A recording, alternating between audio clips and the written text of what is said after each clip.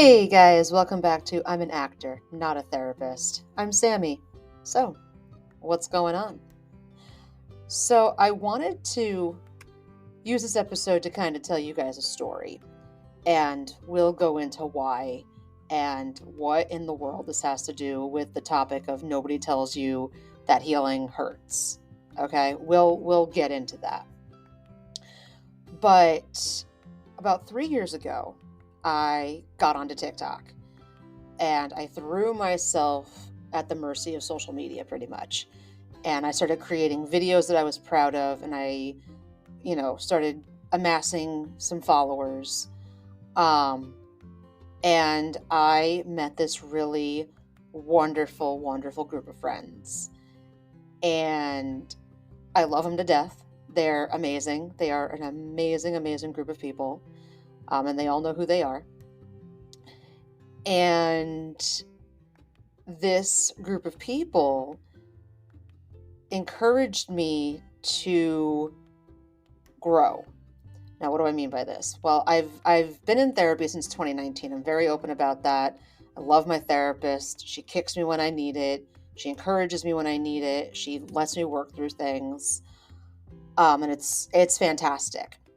But for a long time, all therapy was for me was a place to go and talk. And there's nothing wrong with that. I want to be really clear here. There's nothing wrong with needing somebody to talk to. Absolutely not. We talk here all the time about asking for help and things like that. So there's nothing wrong at all with needing somewhere to go to talk. But I was getting to the point where I needed to make a move, and I wasn't. I was, we've talked before about being stuck, and I was completely stuck. And I wasn't getting joy out of the people that were in my life at the time, that were surrounding me, that called me their friend. But I was stuck, and I didn't know what in the world to do about it. And going to therapy and talking is great, but that's what it was. It was talking, it was journaling, it was bearing my soul to my therapist every other week. And then going home and, inviting that toxic person over for dinner, or going, hey, I'll meet you at the mall, or something along those lines that would keep me from actually making some real changes in my life. And then this group of friends came into my life around 2021. A group of friends came into my life, and they encouraged me to actually start making some moves. And I did. I cut out the people in my life that were toxic. I started making decisions for myself. I stopped asking for people's permission to do things all the time. And I cried a lot. And I still cry a lot. If you would have met me, say 6 or 7 years ago, you'd say, oh, there goes Sammy. She never cries. She is one of the strongest people that I know. She never cries. Sammy, if Sammy's crying, something's really wrong. But what I've learned is that was survival mode. That was me not knowing that it was okay to feel my feelings and to openly express them. And here's kind of what I've been wrapping my brain around over the past 2 years, right? And if I'm part of a Discord for mental health, if you're in the Discord, you know that I've said this before. Healing hurts, y'all. Healing hurts. Nobody tells you that. Nobody ever looked me in the eye, not my therapist, not any of my new friends, not anybody, and said to me, Sammy, you're going to heal, and it's going to be okay. But it is going to hurt more than anything else on this planet ever has. Nobody tells you that. You know why nobody tells you that? Nobody tells you that because if you knew that it was going to hurt, would you start healing? Would you? Or would you stay stuck where you are? Because if somebody would have told me that it was going to hurt, to heal, if it was going to be me having full-on breakdowns in my therapist's office, would I have started on this journey? Would I have the fabulous group of friends that I have now? Or would I still be in my toxic, yet at the time comfortable relationships that I was in? Gotta tell you, I don't know. I honestly don't know. However, on the other side of that, do I regret starting to heal? Absolutely not. Absolutely not. Yes, it hurts. I have cried more in the past 2.5 years than I have ever cried before. And I'm not talking about like the silent cry that you do at night in bed, like right before bed. No, I'm talking about gasping for air, tears running down my face, ugly cry. Ugly cry. Like the ugliest of the ugly cries I have done multiple times in the past couple years. And here's the thing about that, right? The reason that happens, the reason that healing hurts is because healing means change. And we are sometimes so damn scared of change that we don't even realize how much we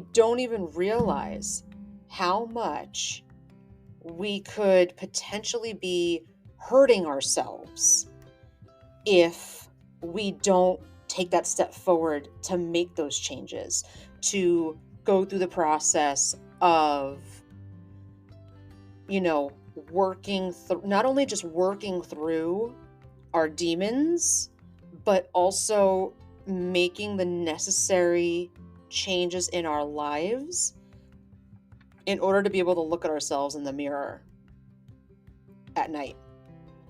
I hope this makes sense. This makes sense in my head. I hope this makes sense to you guys.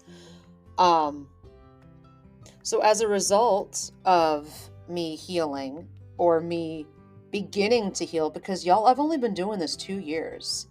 You all come here and you listen to this podcast, and I love you all for it, and it's amazing. And I have gotten such amazing feedback from everybody. But I'm still figuring this out. I'm still healing. I still have the angry voices in my head. And I'm not talking about those voices that you have that are your anxiety. I'm talking about deep-seated anger voices in my head that I have to work through on a daily basis. A couple years ago, I was in a show and I went to dinner with one of the cast members, and we didn't really know a whole lot about each other. I had never worked with her before. She and I didn't really know each other. And we're sitting across the table from each other, and I was telling her about the fact that when I was a kid, I had 2 liver transplants growing up. And I don't know life any differently. To be very honest, I don't know life any differently than having that be the start of my life, was having the need for these things. And we were talking about, the fact that I was bullied in school and all this stuff. And she said to me, you're so bubbly all the time. You're so happy all the time. She goes, but you must be so angry. And I looked at her and I said, you know what? I am. You're right. I'm angry. I'm completely angry inside all the time. I said, but what good would it do me if I was angry on the outside too?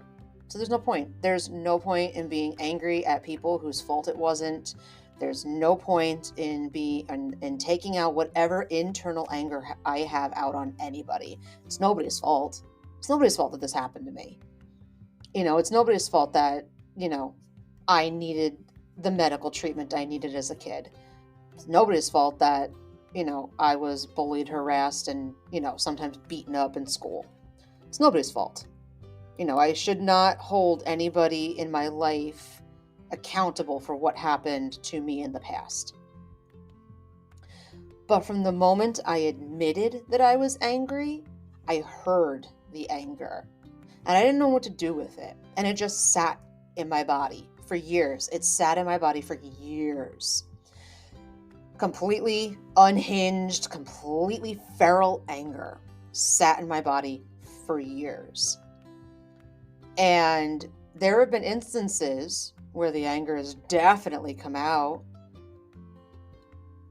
But I've learned through therapy, through my friends, that it's okay to be angry. It is. It's okay that I'm angry.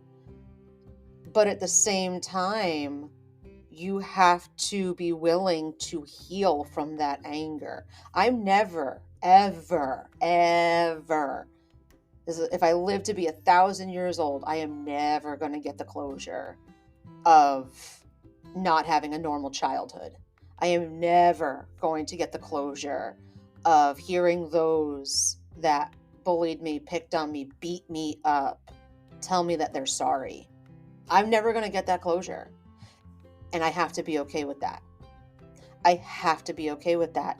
And I walk into my therapist's office every 2 weeks, and we take one of the pieces of anger and we look at it and we examine it, and I talk through it, and I leave a little less angry. It does not mean that the anger isn't still there, just quiets itself for a bit. But if I was not on this healing journey that I'm on, I would probably be a lot more angry. You know, I have certain trauma responses that I have. I know I probably have attachment issues. I know I have social anxiety. I know I have anxiety in general. I know I have depression. I am learning through healing where that's all coming from. I'm learning how to, I don't want to say work around it. That's not what I mean. But I'm learning the causes of it, and I'm learning what my triggers are within myself, not even external triggers, within myself. Because you can have internal triggers. You can have external triggers, you can have internal triggers. I'm learning this.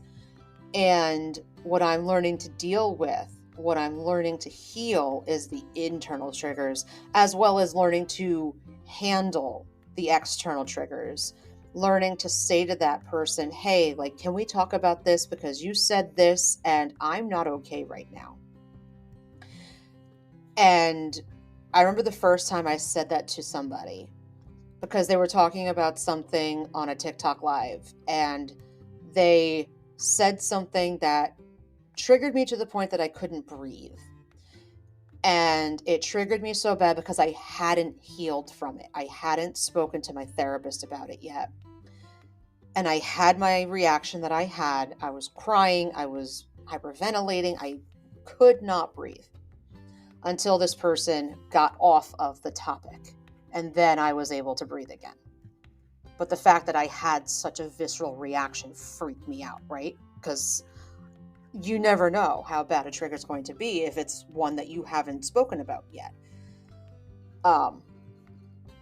And so immediately I emailed my therapist. Like, as I was sitting there continuing to watch this live, I emailed my therapist, and I emailed her probably 4 or 5 paragraphs of, this is what happened. This is the physical reaction I had to this. I'm not okay right now. I think I kind of need to talk about this. And it was late, so I sent the email knowing I wasn't going to hear from her until like the following day. And then I slept on the feelings because I wanted to talk to the person that triggered me, right? But I didn't know how to ask for help. I didn't know how to have a conversation like this without freaking out inside. I didn't know how to do this. And so I got in touch with the person and I said, I am not nailing you to the wall for this. It is not your fault. I said, this is a me thing. I'm going to own this. This is a me thing. I said, but I am not okay right now because you held up a mirror to something tonight that I wasn't ready to deal with. I said, I've contacted my therapist, so I'm not laying this at your feet. I said, but would you be willing to have this conversation with me? Since you kind of kicked it off, would you be willing to have this conversation with me? And this person was very kind. And the next day messaged me and said, if you're still up for a chat, give me a half hour. I said, okay, no problem. And so when we finally did get to talk, we were on the phone for 2 hours talking about what happened and sharing experiences. And, this person let me share very deeply and very personal things that I hadn't said out loud in a really, really long time. And it was beautiful. And I don't think I would have even been able to do that. I would not have been able to find it in myself to reach out to anybody regarding being triggered. You know what I mean? Without having begun the healing process. All this to say, if nobody has told you yet, and you have not started this journey, healing hurts. Healing hurts bad. Healing hurts so bad that the last time I was with my toxic group of friends, I had a physical out-of-body reaction to being with these people because I had gotten to a point where I physically could not be with those people anymore, and I needed my safe space again. My therapist came up with this really awesome train of thought when I was talking to her about what happened the last time I was with my now ex-toxic group of friends. And I was telling her about the physical reaction that I had, and I remember at the time, this was back in December, early January, I remember at the time feeling very shaky inside, and I didn't know who I could trust, and I didn't know who I could open up to, and if I did open up about something, what I could open up about. I remember this very, very clearly. And she says to me, "You're looking for a safe space." She goes, "You thought it was this group of people that you tonight had an out-of-body experience about being around. And you totally disconnected and disassociated yourself from what was going on around you because they're not your safe space anymore." She said, "But you emotionally are looking for a safe space." And she said to me, your safe space is these new friends of yours that you're trying to cultivate these deep relationships with. Talk to them. Tell them what's going on. Let yourself open up to the people you want to open up to." And I did. I went on to the mental health Discord that I'm on, and I wrote 5 or 6 paragraphs. And I got a great reaction. Not that I was looking for a reaction. I want to be very, very clear here. I was not looking for an outward reaction from anybody.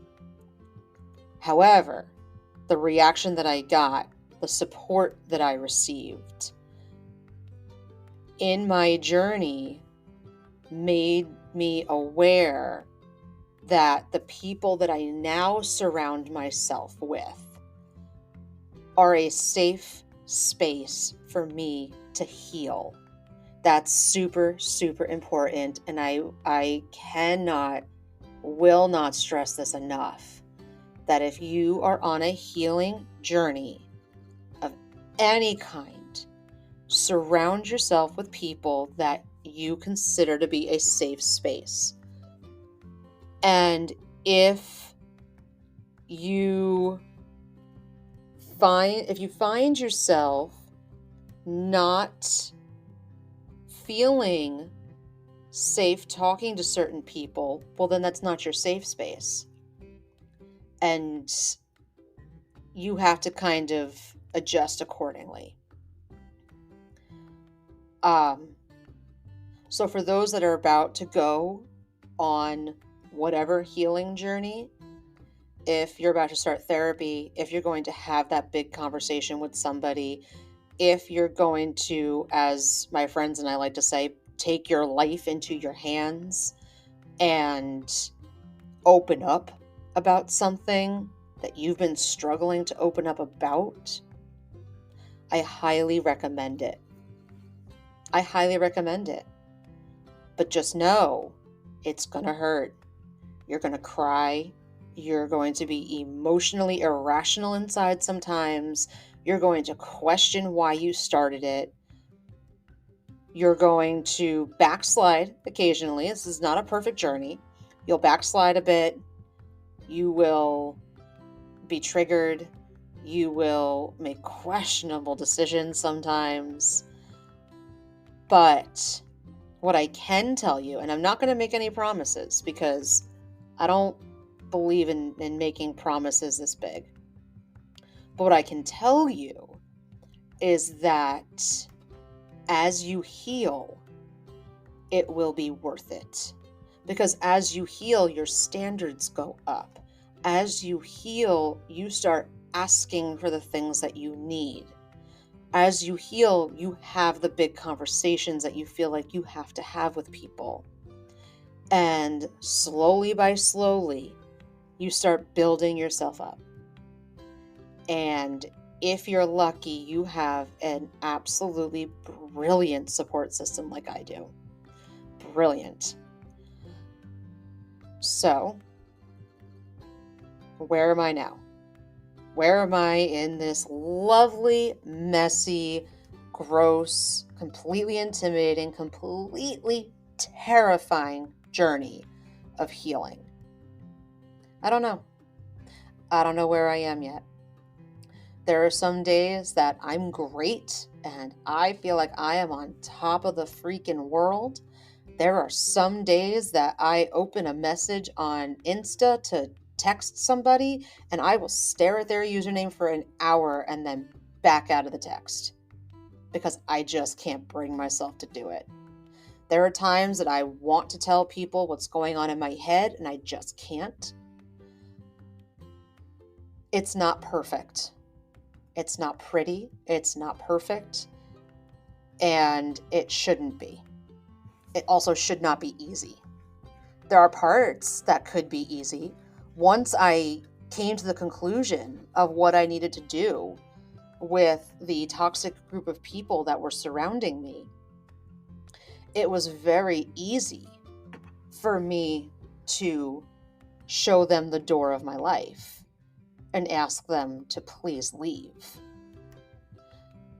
But I feel like, too, on the other hand, that I was only able to do that because I knew that I had a whole group of people surrounding me in support.